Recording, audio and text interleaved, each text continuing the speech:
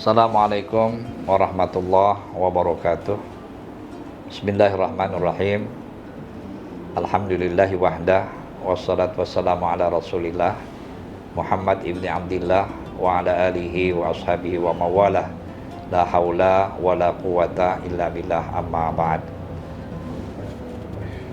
Rasulullah sallallahu alaihi wasallam yang lalu kemudian diajarkan beliau kepada para sahabat, lalu diajarkan lagi kepada berikutnya sampailah pada ulama-ulama kita. Salah satu pengajaran yang diberikan oleh Rasulullah kepada ulama-ulama kita, dan lalu kemudian ulama-ulama kita itu menyampaikan kepada kita semua. Salah satu yang disampaikan oleh para hukama kepada kita adalah ada 4 perkara yang menjadi penyebab sehingga seseorang itu diangkat oleh Allah derajatnya kepada derajat yang paling tinggi. Turfa'ud darajatul abdi, diangkat oleh Allah derajat seorang hamba dengan derajat yang tinggi. Salah satunya adalah karena hamba itu memiliki sifat al-hilim. Hilim artinya orang yang bijak, orang yang penyantun. Oleh karena itu Allah Subhanahu wa taala menisbahkan namanya dengan Al-Halim, penyantun. Kalau kita sebagai hambanya maka disebut Abdul Halim. Nah, kaum muslimin rahimakumullah, orang-orang yang penyantun, orang-orang yang bijak adalah orang-orang yang patut kita segani, orang-orang yang harus kita jadikan patronase dalam kehidupan. Kita malu melihat orang-orang yang penyantun. Maka Nabi mengingatkan kepada kita, nanti akan datang satu zaman la yastahyi minal halim. Dia tidak punya rasa malu, rasa hukewuh terhadap orang yang memiliki sifat penyantun, orang-orang yang bijak. Maka apabila ada orang yang memiliki sifat penyantun, orang-orang yang bijak, maka itulah tanda sifat bahwa orang itu akan diangkat oleh Allah ke derajat yang paling tinggi. Nah, lalu yang kedua adalah sifat tawadu', orang-orang yang rendah hati, orang-orang yang selalu tidak menyombongkan dirinya, baik dengan pangkat dan jabatan, harta, ya, ataupun ilmu pengetahuan yang dia miliki. Tetapi semakin dia banyak dianugerahkan oleh Allah, lalu dia semakin rendah hati dalam hidupnya. Maka orang yang memiliki sifat tawadu ini adalah orang yang menjadi penyebab Allah angkatkan derajatnya di derajat yang paling tinggi di antara hamba-hambanya. Kaum muslimin, para pemirsa rahimakumullah. Lalu yang ketiga adalah as-sakha. As-sakha ini adalah orang-orang yang dermawan, orang-orang yang pemurah.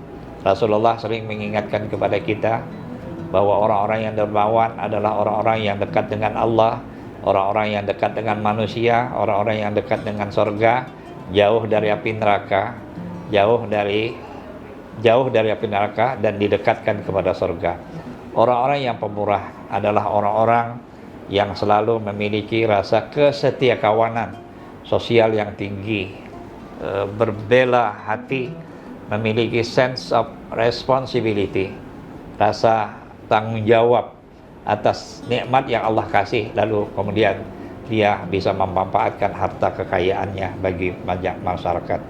Lalu yang terakhir, wa husnul khuluq, orang yang akhlaknya baik, baik tutur kata, tindakan, perilaku dan sebagainya menunjukkan kebaikan-kebaikan. Maka orang-orang yang memiliki 4 sifat inilah yang menjadi sebab Allah angkat derajatnya pada derajat yang lebih tinggi, baik kehidupannya di atas dunia maupun kehidupannya di akhirat kelak.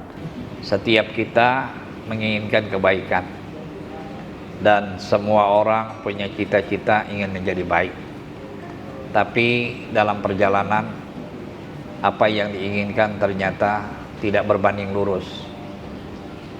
Salah satu seperti apa yang diuntaikan oleh para hukama kita, laula khamsu khisalin lasaran nas kulluhum salihina.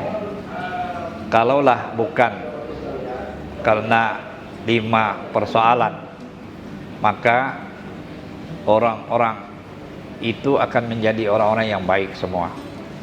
Yang pertama adalah al-qanaah bil jahli. Orang yang merasa puas dengan kebodohan sehingga dia tidak mau menuntut ilmu pengetahuan. Apa yang dia dapatkan selama ini menjadi sesuatu yang sudah memuaskan dirinya, sehingga dia hidup dalam kebodohan, tidak mau untuk menambah wawasan, menuntut ilmu dan sebagainya, sehingga merasa cukup dengan apa yang dia miliki. Inilah yang menyebabkan seseorang itu kemudian tidak menjadi baik. Lalu yang kedua, wal hirsu 'ala dunia. Orang yang terlalu serakah hidupnya di atas dunia, sehingga dia lupa bahwa dunia ini adalah tempatnya bercocok tanam, tempatnya untuk mencari bekal bagi kehidupan mereka nanti di akhirat. Oleh karena itu, apabila sifat ini dimiliki oleh seseorang, maka sulit orang itu akan menjadi orang yang baik. Kaum muslimin rahimakumullah. Yang ketiga, wasuh bil fadli. Orang yang kikir terhadap anugerah karunia yang diberikan oleh Allah kepada mereka. Kenikmatan berupa harta yang telah Allah limpahkan kepada dirinya, lalu tidak menjadikan dia menjadi orang yang pemurah. Padahal itu adalah kesempatan baginya untuk menjadikan dirinya sebagai hamba yang baik, hamba yang saleh di hadapan Allah Subhanahu wa ta'ala. Kaum muslimin rahimakumullah. Lalu yang keempat adalah ar-riya' fil amal. Orang yang selalu pamer, yang selalu minta lihat orang lain ketika dia melakukan amal-amal baik, amal-amal saleh, baik amal yang berkaitan dengan hubungan kepada Allah secara langsung maupun amal-amal yang berkaitan dengan kehidupan sosial.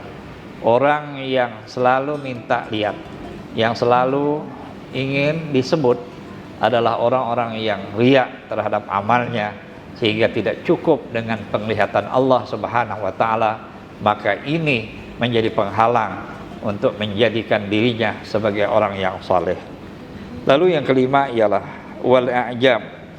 Orang yang selalu merasa benar, yang selalu menganggap dirinya yang baik, sehingga semua orang dianggap tidak baik dan tidak benar.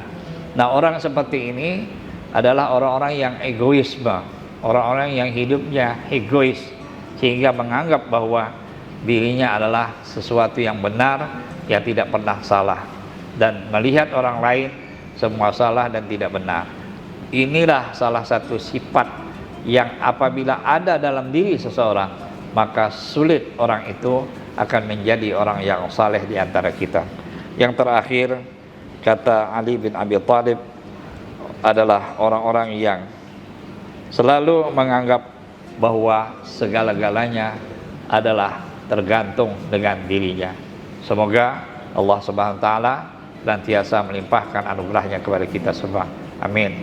Wassalamualaikum warahmatullahi wabarakatuh.